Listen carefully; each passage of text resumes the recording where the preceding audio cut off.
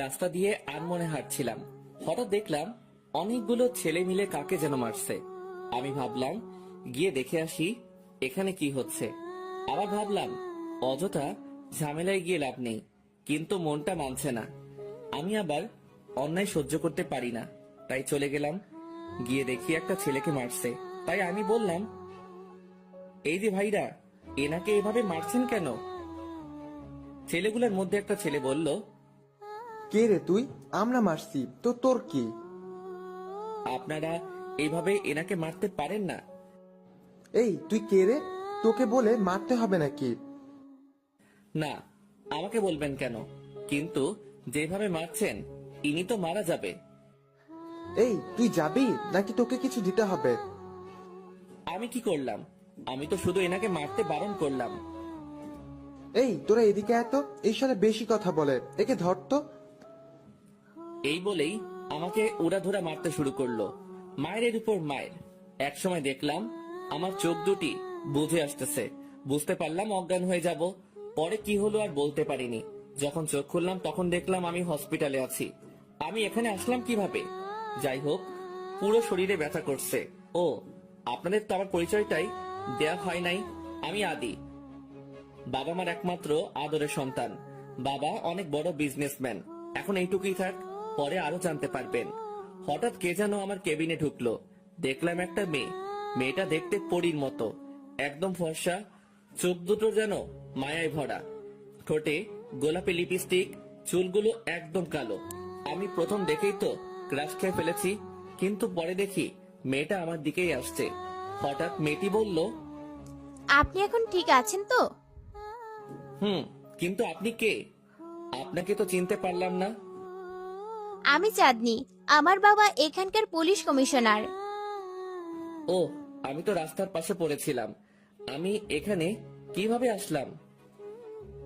আমি আপনাকে নিয়ে আসছি। আমি গাড়ি করে শপিং এ যাচ্ছিলাম, তখন দেখলাম আপনি পড়ে আছেন, আর সেখান থেকে আপনাকে নিয়ে আসছি। ধন্যবাদ আমাকে এখানে আনার জন্য। না না, এটা তো আমার কর্তব্য। তারপরও, আর আমি এখন ভালো আছি। আপনি এখন বাসায় যেতে পারেন। চলে যাব। আপনার ওষুধগুলা এখানে রাখা আছে, খেয়ে নিবেন। আমি কালকে এসে দেখে যাব নে। না না, আপনার আর কষ্ট করতে হবে না। এমনিতে আমার জন্য অনেক করছেন, আর কষ্ট করতে হবে না।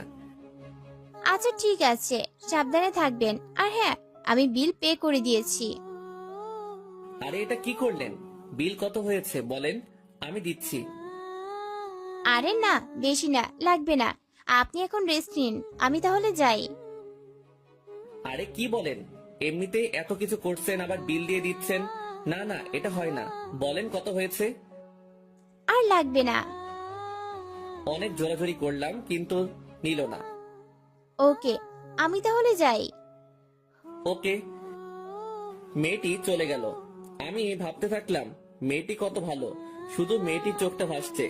আমার তো মনে হচ্ছে আমি মেয়েটির চোখের মায়ায় পড়ে গেছি। দূর কিসব ভাবছি। কয়েকদিন পর আমি এখন পুরোপুরি সুস্থ, তাই ভাবলাম কলেজে যাব।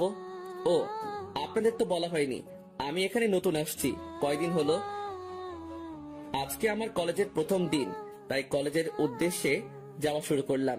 আর মনে মনে ভাবতেছি নতুন কলেজ, কোনো ঝামেলা করব না। ভাবতে ভাবতে কলেজে এসে পড়েছি। যখনই গেট দিয়ে ঢুকতে যাব, তখনই দেখলাম একটা কালো গাড়ি গেট দিয়ে ঢুকছে। আমি এটার ভিতর কে আছে দেখার জন্য গাড়ির দিকে তাকিয়ে আছি। তখনই দেখলাম একটা মেয়ে বেরিয়ে আসছে। আমি তো মেয়েটিকে দেখেই অবাক।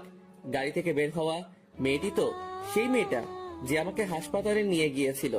কিন্তু উনি এখানে কি করছেন? উনি কি এই কলেজে পড়ে নাকি? পড়লেও পড়তে পারে। যাই হোক, আমি ক্লাসে যাই। কিন্তু আমি তো ক্লাস চিনি না, কাউকে জিজ্ঞেস করতে হবে। সামনে কয়েকটা ছেলে দেখতে পারলাম, মনে হয় সিনিয়র হবে। যাই জিজ্ঞেস করি। গিয়ে দাঁড়ালাম তাদের সামনে, কিন্তু এদের সামনে গিয়ে তো আমি পুরাই শক। এটা কিভাবে সম্ভব? এ আমি কাকে দেখছি?